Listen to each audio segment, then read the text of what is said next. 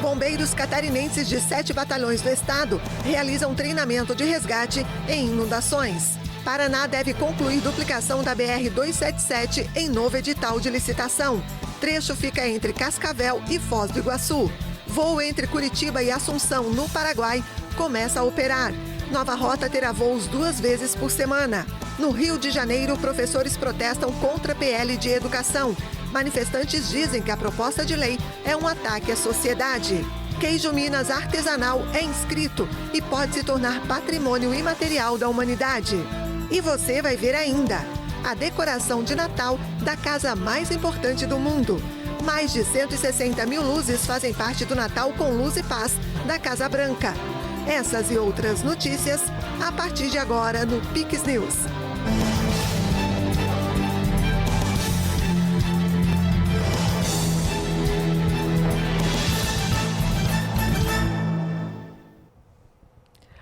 Olá, sejam todos bem-vindos ao Pix News desta quarta-feira. Nós estamos ao vivo agora, no horário de Brasília, 8h02. O Corpo de Bombeiros Militar de Santa Catarina realizou em Florianópolis um exercício especial de certificação de busca e resgate em inundações e enxurradas. A ação contou com a participação de 7 forças-tarefas no treinamento. 28 bombeiros de 7 batalhões do estado participaram do treinamento, dividido em diferentes etapas. A primeira foi a chegada das equipes a Florianópolis, onde os equipamentos passaram por uma verificação rigorosa. Já o exercício prático ocorreu à tarde nas baías norte e sul da ilha. Primeiro que a gente consegue avaliar a capacidade logística e deslocamento de cada força-tarefa e depois essa capacidade operativa durante o exercício propriamente dito, né?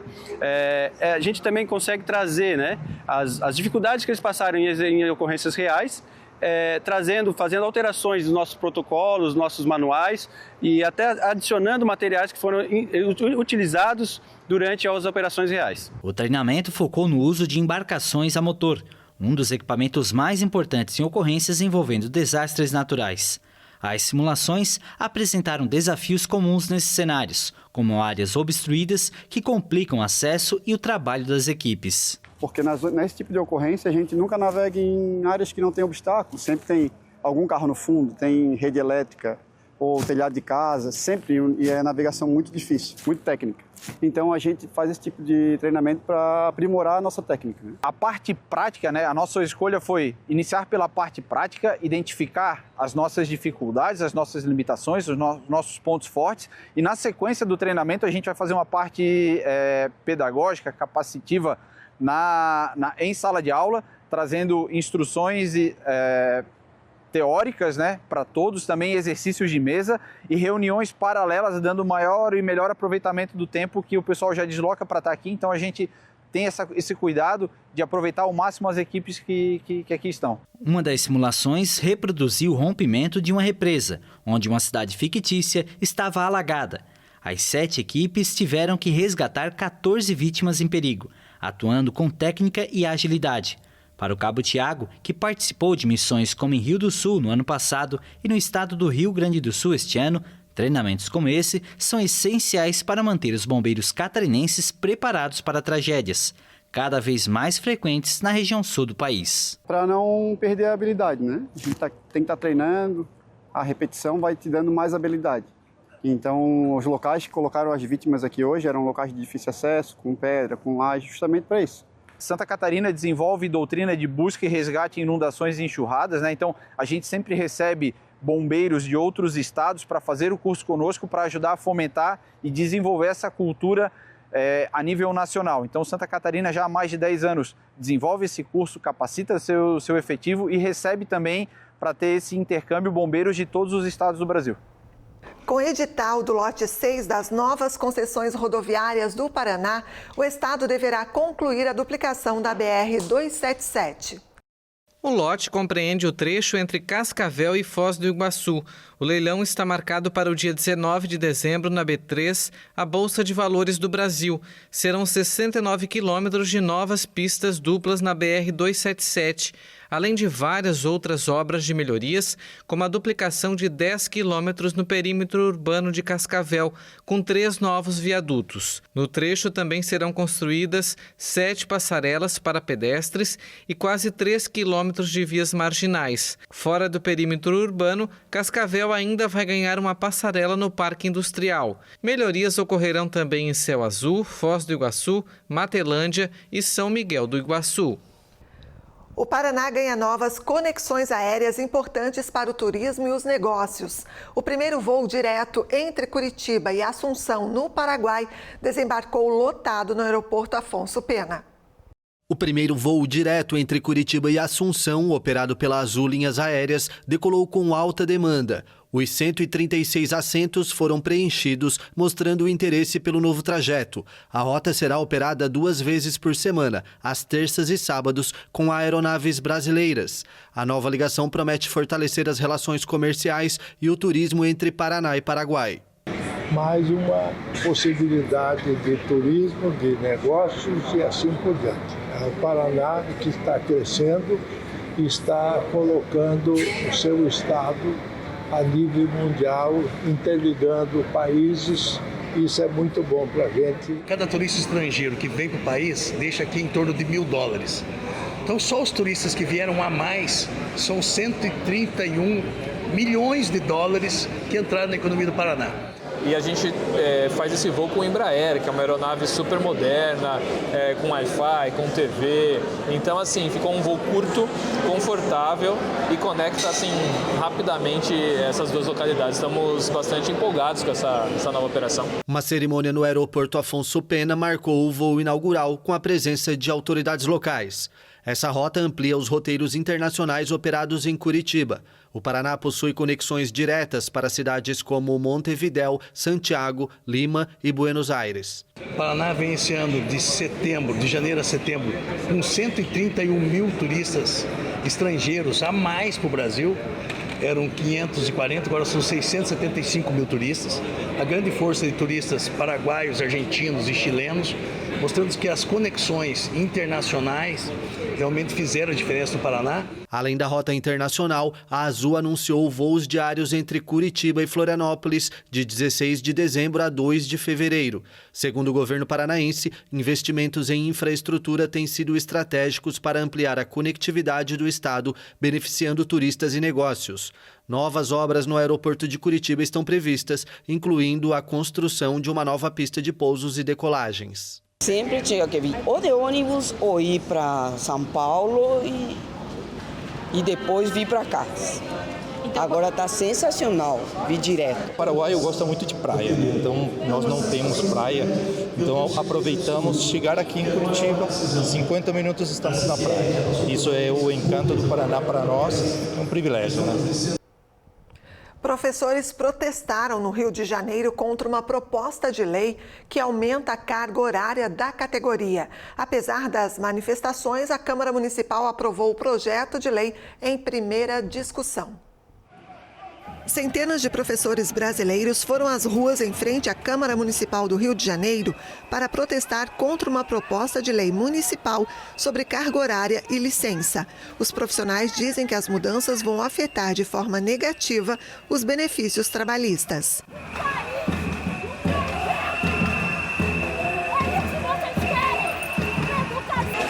Vocês estão vendo, jogando bomba em professor, em trabalhador da educação.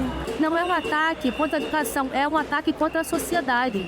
Os vereadores aprovaram em primeira discussão o projeto de lei complementar 186/24, que altera benefícios dos professores da rede municipal de educação. Foram 31 votos a favor e 15 contra. A principal mudança proposta é sobre a carga horária dos servidores, que deixa de ser contabilizada por horas semanais e passa a ser por minutos. O projeto proposto pelo prefeito Eduardo Paes ainda precisa ser aprovado em segunda discussão. A nova votação está prevista para esta quinta-feira.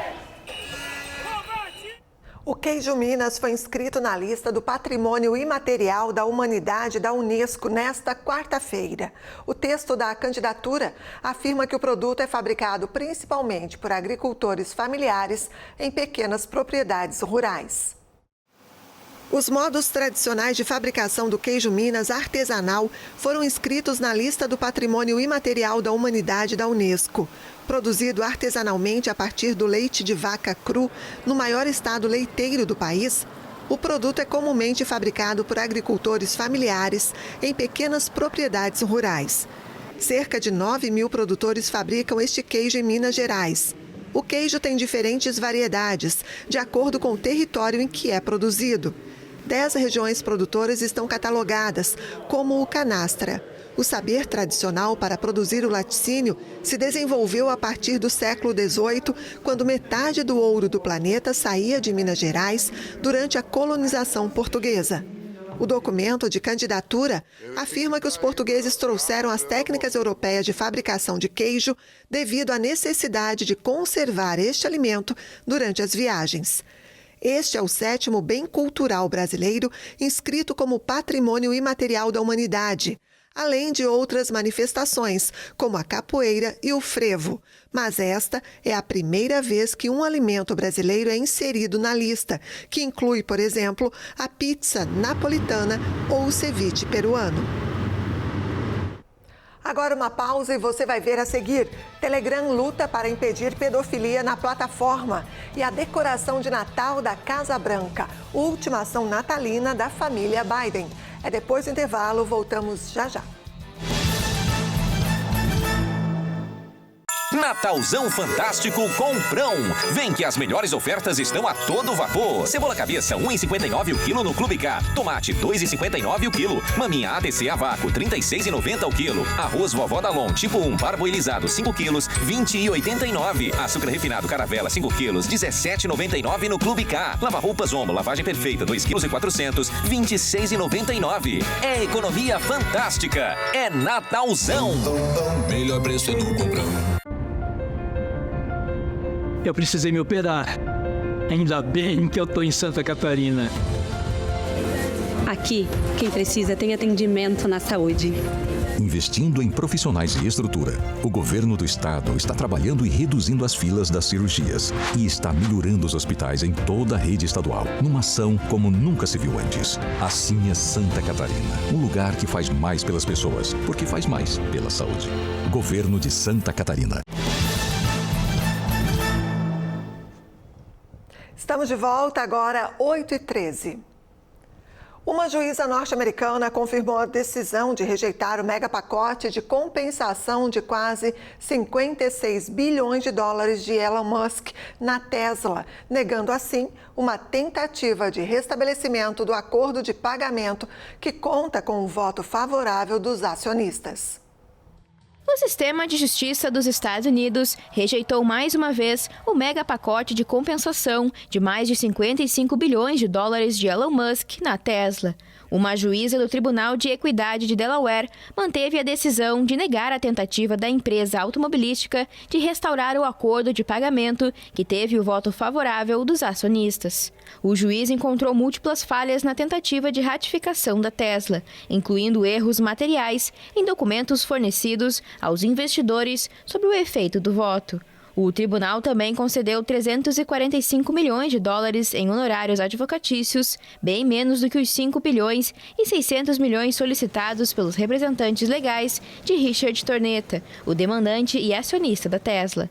Musk reagiu na rede social X, dizendo que os acionistas deveriam controlar os votos das empresas, não os juízes. Os investidores do fabricante de veículos elétricos apoiaram o plano de compensação de Musk em março de 2018, que foi concebido especificamente para recompensar o fundador de 53 anos pelo crescimento da Tesla. Mas no processo, Tornetta acusou os réus de não cumprirem os deveres quando autorizaram o plano de remuneração e alegou que Musk ditou os termos aos administradores, que não eram suficientemente independentes.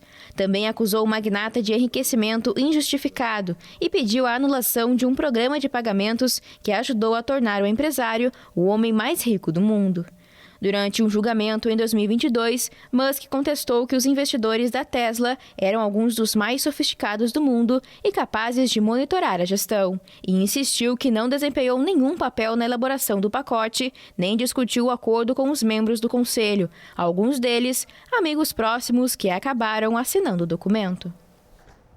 A oposição da Coreia do Sul apresentou uma moção de censura para destituir o presidente do cargo, depois que ele decretou lei marcial e voltou atrás horas depois.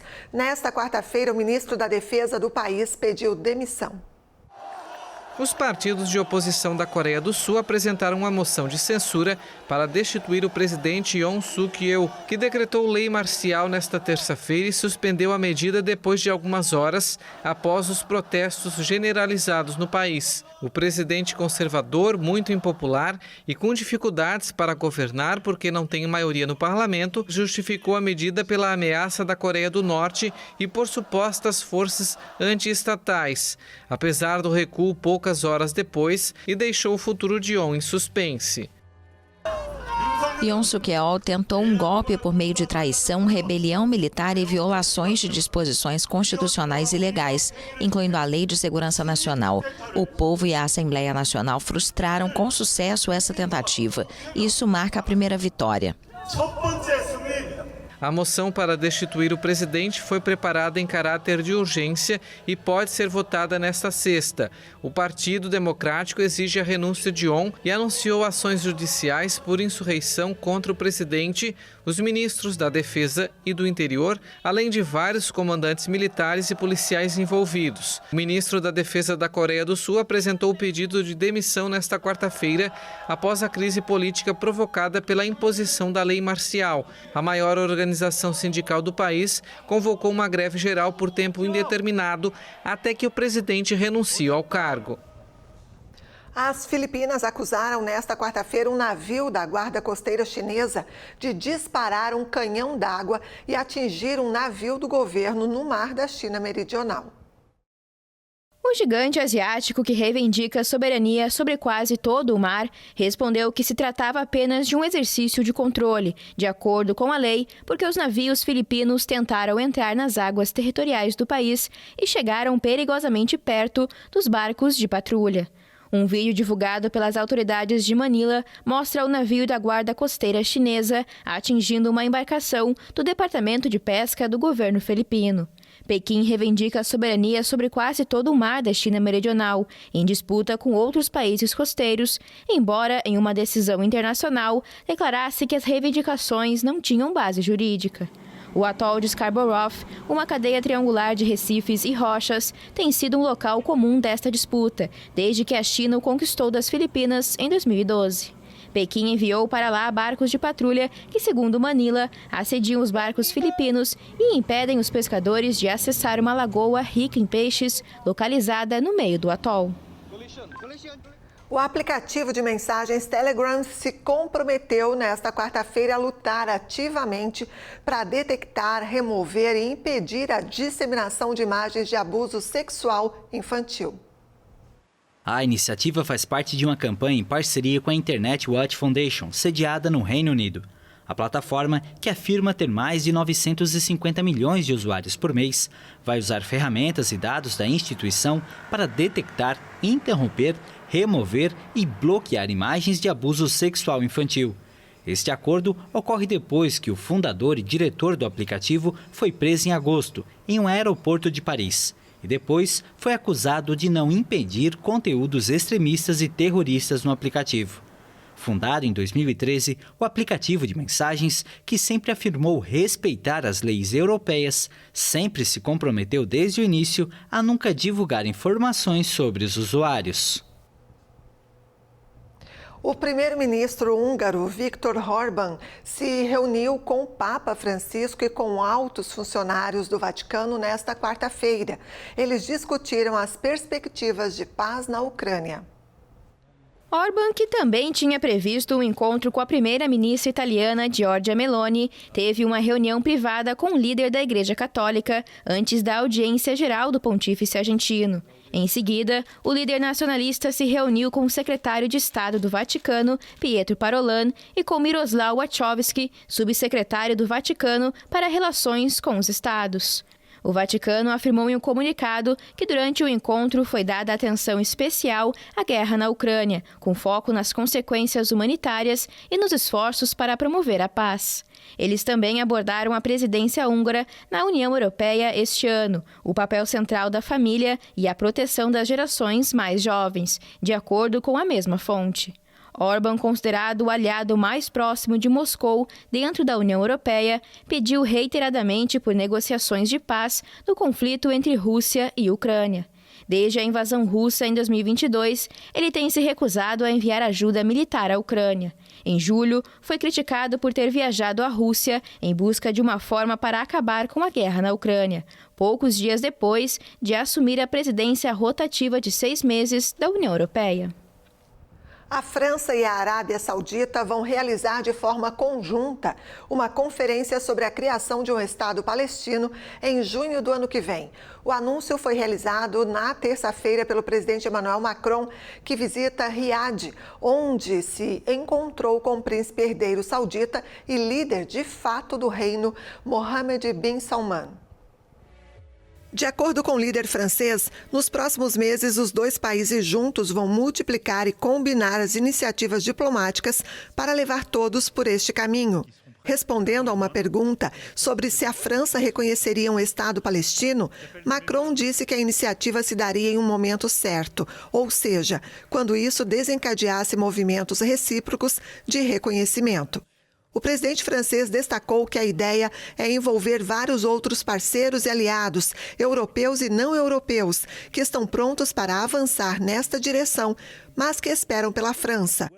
A Arábia Saudita estava próxima de um acordo para normalizar as relações com Israel antes do ataque do Hamas em 7 de outubro de 2023 no sul do Estado judeu, que desencadeou quase 14 meses de guerra em Gaza. Riad afirmou que não estava disposta a seguir em frente enquanto Israel continuar a campanha no território palestino. Nos últimos meses, os sauditas endureceram sua posição, dizendo que não reconheceria Israel sem um Estado palestino independente. A Casa Branca inaugurou esta semana, com a primeira-dama americana Jill Biden, a decoração de Natal. O tema de 2024 não poderia ser mais apropriado: uma temporada de luz e paz. A mansão mais importante dos Estados Unidos, quem sabe do mundo, está vestida para o Natal. A Casa Branca inaugurou esta semana a decoração para o nascimento do menino Jesus, a última ainda sob a presença da família Biden. E os números impressionam. Foram necessários 300 voluntários que vieram de todo o país e uma semana inteira de trabalho para deixar tudo certinho. Há 83 árvores de Natal espalhadas pela residência do presidente Joe Biden. Cerca de 3 quilômetros de fita, mais de 28 mil enfeites e 2.200 pombinhas brancas foram usadas esse ano para decorar a Casa Branca. E tem mais, pelo menos 165 mil luzes natalinas decoram as árvores, guirlandas, coroas de flores e arranjos pela sede do governo americano. O tema da decoração não podia ser mais apropriado: uma temporada de luz e paz.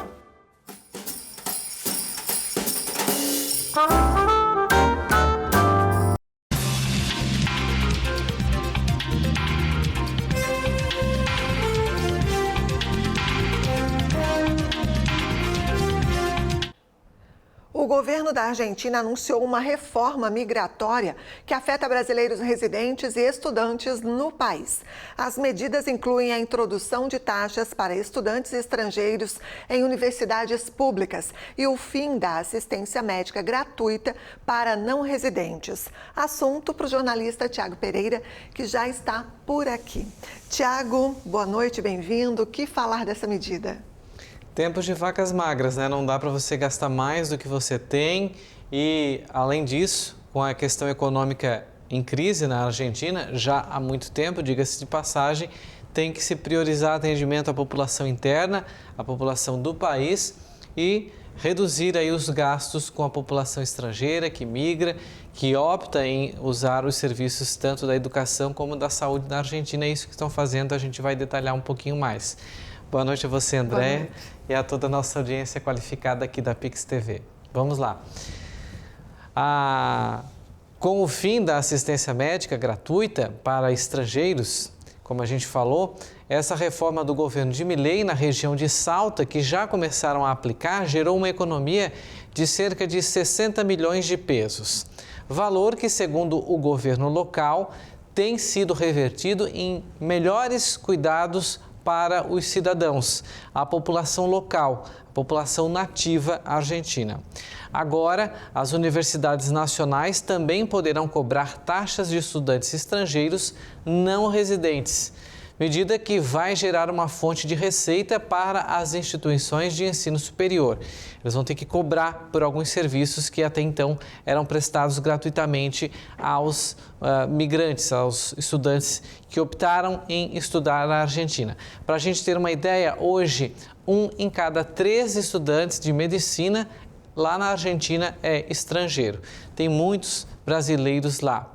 A medida, segundo o governo, vai aliviar a pressão financeira sobre o sistema educacional e de saúde argentino, que, principalmente o educacional, enfrentou um corte de cerca de 30% no orçamento para a educação superior esse ano de 2024.